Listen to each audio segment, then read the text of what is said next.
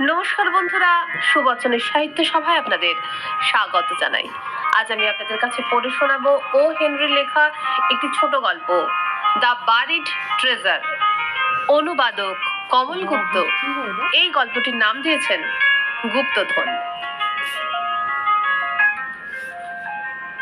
মোটামুটি সব রকম বোকামি জীবনে করেছি। মাটির তলায় লুকোনো গুপ্তধনের সন্ধান করাটা এ যুগে এ পরিবেশে বোকামি। কিন্তু তাই কি? তা বলি গল্পটা।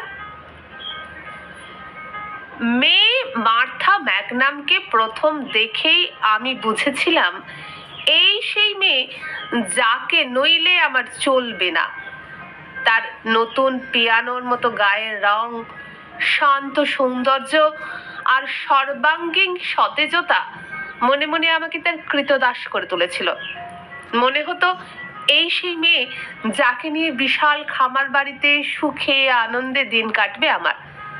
আমার চটি আর পাইপ সে এমন সযত্নে গুছিয়ে রাখবে যে সন্ধেবেলায় সেগুলো কিছুতেই খুঁজে পাওয়া যাবে না। কিন্তু আমার গোলাপে কাঁটা ছিল দুটি, একটি নয়। এক তো মেয়ে মার্থার প্রকৃতি বিজ্ঞানী পিতা। তার জীবনের একমাত্র উদ্দেশ্যই ছিল প্রজাপতি, পতঙ্গ ইত্যাদির পিছনে ঘুরে বেড়ানো, পরীক্ষা নিরীক্ষা করা আর নিজের সংগ্রহশালায় সেগুলো পিন দিয়ে খাতায় এঁটে রাখা। মেয়েটি ছাড়া তার আর কেউ ছিল না। তার জাগতিক স্বাচ্ছন্দ্যের দিকে সতর্ক দৃষ্টি ছিল কন্যার, তাই মেয়ে মার্থা তার কাছেও অপরিহার্য ছিল। গুডলো ব্যাংকস আমার আরেকটি কাঁটা। আমার মতোই সেও মেয়ে মার্থার আশেপাশে গুঞ্জন করে বেড়াতো। ব্যাংকসের সাথে আমার দেখা হলেই দুজনেই দুজনের কাছ থেকে জেনে নিতে চেষ্টা করতাম মেয়ে মার্থা কার দিকে কতটা বেশি ঝুঁকেছে। ব্যাংকস অবশ্য আমাকে খুব একটা বেশি পাত্তা দিতে চাইতো না। সে অনেক লেখাপড়া শিখেছে। আমার মতো অর্ধ শিক্ষিতকে মার্থা কিছুতেই বরণ করবে না, কেননা ব্যাংকসের পুঁথিগত বিদ্যা তাকে মোহিত করেছে। অবশ্য এই কথাটা ব্যাংকস বলতো। বিজ্ঞানীরা শুনেছি অন্যমনস্ক প্রকৃতির হয়ে থাকে। মার্থার বাবাও তাদেরই একজন। হঠাৎ একদিন বোধ হয় কোনো প্রজাপতি তাকে এসে বলে গিয়েছিল যে এই দুটি ছোকরা যারা তার মেয়ের আশেপাশে ঘুরঘুর করে, এদের মতলব তার সুবিধে অসুবিধে দেখার একমাত্র মানুষটিকে তার কাছ থেকে ছিনিয়ে নিয়ে যাওয়া। ব্যাপারটা বুঝতে পেরে তিনি ইংরেজি আর ল্যাটিন মিশিয়ে যা বললেন তার মর্মার্থ হলো এই, এর পরেও যদি তার মেয়ের আশেপাশে আমাদের ঘুরঘুর করতে দেখেন তো তার সংগ্রহশালায় আমাদের পিন দিয়ে সেটে রেখে দেবেন। ব্যাপারটা জুড়োতে দেওয়ার জন্য 5-6 দিনের অধিক মারালাম না। তারপর একদিন সাহস করে গিয়ে দেখি চাটি বাটি সমেত বিজ্ঞানী উধাও। এক টুকরো নিশানাও রেখে যাননি যে মেয়ে মার্থাকে আমরা খুঁজে বের করব। সব রকম অনুসন্ধান চালালাম আমরা, আর এই কাজে কে কতদূর এগিয়েছে জানবার জন্য দুজনেই দুজনের সঙ্গে দারুণ বন্ধুত্বের ভান করতে লাগলাম। কিন্তু আমার সাধারণ বুদ্ধি ও কর্মদক্ষতা আর ব্যাংকস তার ক্লাসিক পড়া বিদগ্ধতা, কোনো কিছু দিয়েই কাজের কাজ কিছুই হলো না। মেয়ে মার্থা অধরাই রয়ে গেল। এর মধ্যে একদিন হলো কি, আমার চেনা একটি চাষির ছেলে শহরে এসে আমার সঙ্গে দেখা করলো। কি ব্যাপার না, তার ঠাকুরদার কাছ থেকে পাওয়া একটা গুপ্তধনের মানচিত্র তার বাবা মৃত্যুর সময় তাকে দিয়ে গেছে। আমার সাহায্যে সেটা সে উদ্ধার করতে চায়। ভাবলাম দেখাই যাক না, বা ম্যাপটিও খুব পুরনো আর আসল বলেই তো মনে হলো। কিছু টাকা পয়সা খরচ করতে হবে আমাকে, তার বদলে গুপ্তধনের সিংহভাগটাই আমার দখলে থাকবে। এমনই কথা হলো। ম্যাপ অনুযায়ী বিস্তীর্ণ জায়গা জরিপ করিয়ে অনেক দূরে নদীর উপত্যকায় ক্যাম্প খাটিয়ে ফেললাম।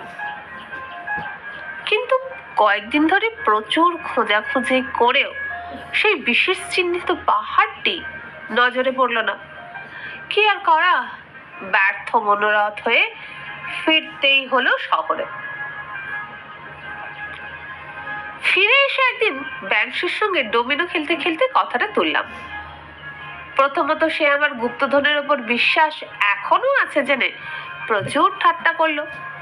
তারপর সব শুনে বলল, ঠিক মতো লেখাপড়া শিখিনি বলে দীর্ঘ সময়ের ব্যবধানে জমির গতি প্রকৃতি কত হেরফের হয়ে যায় সে সম্বন্ধে আমার কোনো ধারণাই নেই। সে এবার আমার সঙ্গে যাবে এবং ঠিক ঠিক করে অঙ্ক কষে জায়গাটা আমাকে চিনিয়ে দেবে। ভালো কথা। আবার নতুন করে সব ব্যবস্থা করে নির্দিষ্ট জায়গায় পৌঁছালাম।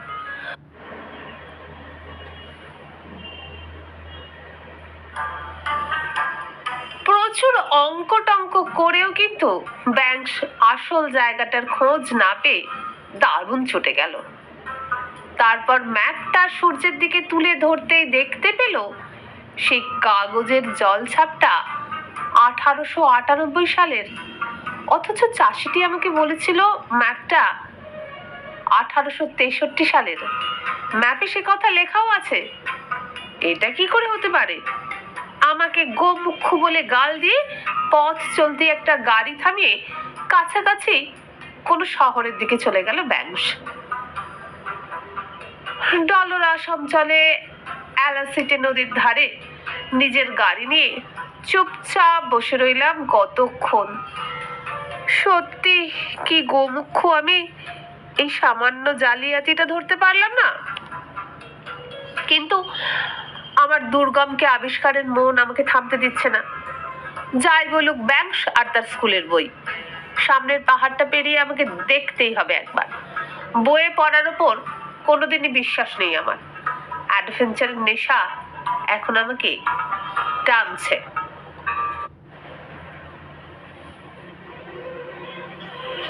পাহাড়টা তন্ন তন্ন করে খুঁজেও ম্যাপে বর্ণিত একটা চিহ্নও দেখতে পেলাম না। কিন্তু জুন মাসের এই দিনটা এত সুন্দর, জীবনে একসঙ্গে এত পাখি কখনো দেখিনি। আর কত প্রজাপতি, গঙ্গা ফড়িং বিচিত্র বর্ণের ডানা মেলে যেন স্বর্গপুরী করে তুলেছে জায়গাটাকে। পাহাড় থেকে সেই সোনালি বিকেলে আস্তে আস্তে অপর দিকে নামলাম। হঠাৎ ঝোপের মধ্যে মনে হলো যেন একটা মানুষ। দূর থেকে যেটুকু লক্ষ্য করতে পারলাম তাতে মনে হলো উন্মাদ এলোমেলো চুলদারি নিয়ে একটা বিরাট প্রজাপতির পিছনে ছুটে চলেছে। ভাবলাম পাগলা গারদ থেকে বেরিয়ে আসা কেউ হবে, হয়তো পালিয়ে এসেছে। সভ্যতা ও শিক্ষার জগৎ থেকে এত দূরে পালিয়ে এলো কি করে? তারপর আরো কয়েক পা এগিয়ে দেখলাম লতায় ছাওয়া একটি কুটির, আর ছোট্ট জলধারাটির পাশেই মেয়ে মার্থা ঝোপ থেকে বনো ফুল তুলছে। নীরবে আমি তার পাশে এগিয়ে গেলাম। তার হাত থেকে ফুলগুলো ঝরঝর করে মাটিতে পড়ে গেল।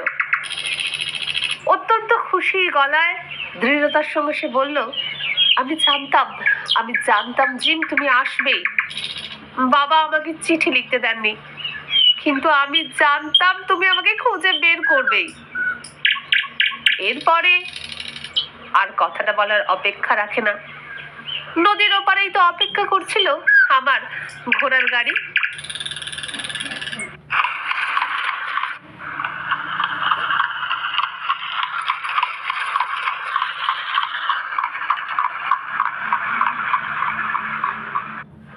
আমার প্রায় মনে হয় খুব বেশি লেখাপড়া দিয়ে হবেটা কি, যদি সেটা তার নিজের কাজেই না আসে।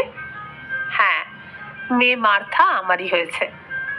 ওক গাছের তলায় আমার কল্পনার খামার বাড়ি আর স্বাচ্ছন্দ্যের জীবনই আমি পেয়েছি। সন্ধ্যাবেলা 3000 গবাদি পশুর দেখাশোনা সেরে যখন ঘোড়া ছুটিয়ে বাড়ি ফিরি, তখন অবশ্য আমার পাইপ আর চটি ঠিক জায়গায় খুঁজে পাই না।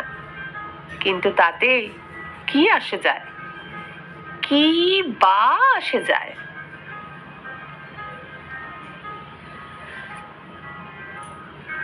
বন্ধুরা, এখানেই শেষ হয়ে গেল আজকের ছোট গল্প